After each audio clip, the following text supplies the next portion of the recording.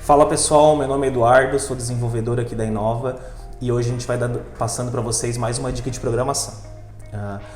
Quem trabalha com os frameworks front-end de hoje em dia, seja ele Vue, ou Angular ou React, a gente precisa armazenar informações globais que a gente vai ter acesso em todo o sistema, independente do componente que a gente está. Uma utilização clássica disso é, por exemplo, a gente guardar o usuário logado. A gente consegue armazenar numa variável global e ter acesso a todo o sistema. Ou armazenar o tema de preferência do usuário ou a linguagem de preferência do usuário. Como a gente faz isso? Uma maneira de fazer isso, que a gente vai ver um exemplo hoje, é utilizando o contexto em React. O que é um contexto? O contexto é uma forma de a gente armazenar estados globais, que a gente pode ter acesso de qualquer lugar e de qualquer componente no sistema. Vou estar mostrando para vocês hoje um exemplo de como alterar o idioma de preferência do usuário, utilizando contextos em React. Então eu tenho aqui uma aplicação bem simples, que é uma tela onde eu seleciono o idioma e automaticamente eu troco o conteúdo com o idioma selecionado. Então o que eu tenho aqui? Eu tenho um componente header aqui em cima, que tem um select onde eu escolho essa linguagem e seto esse valor no contexto, e um conteúdo central, onde eu pego esse idioma selecionado dentro do contexto e mostro ele conforme o idioma selecionado. Então o meu código ele fica como?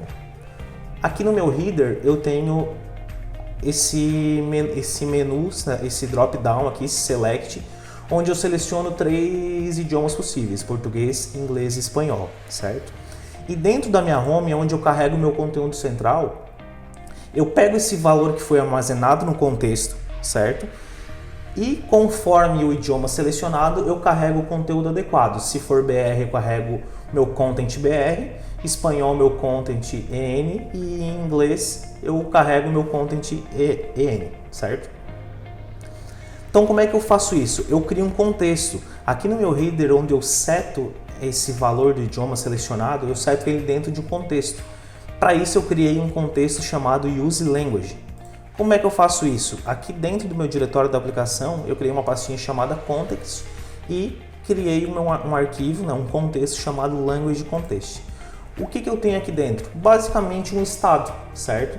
Chamado de language e um método para setar esse valor, que é o setLanguage. Para isso eu utilizo o meu hook do React, que já vem disponível aqui na biblioteca do React, e eu consigo exportar esse contexto para mim usar na aplicação, certo? Criando um provider. Eu tenho que adicionar dentro do meu app.tsx esse contexto, certo? Esse meu language provider. Então tudo que tiver dentro, envolvido nesse provider, vai ter acesso ao meu contexto. No caso a gente tem só um componente, eu teria mais se fosse outro exemplo. E eu consigo dentro desse meu home page, que é o meu componente central, eu consigo acessar os dados desse contexto. Então quando eu altero um valor aqui, quando eu seleciono, eu estou setando, certo, o idioma selecionado, que está dentro do contexto. Ao contrário, se a gente tivesse um estado global armazenado aqui, eu só teria acesso dentro desse componente. Então, como ele está dentro de um contexto, eu consigo pegar ele aqui no meu componente home, certo? Importando o meu contexto, a variável que eu setei lá, e conforme aquele valor é alterado, eu carrego o meu conteúdo com o idioma que ele selecionou. Então, é por isso que a gente tem esse efeito. Selecionei lá no meu header, troquei o idioma, setei o idioma selecionado no contexto, aqui dentro automaticamente já alterou o meu componente com o idioma que eu selecionei, porque ele está acessando o contexto.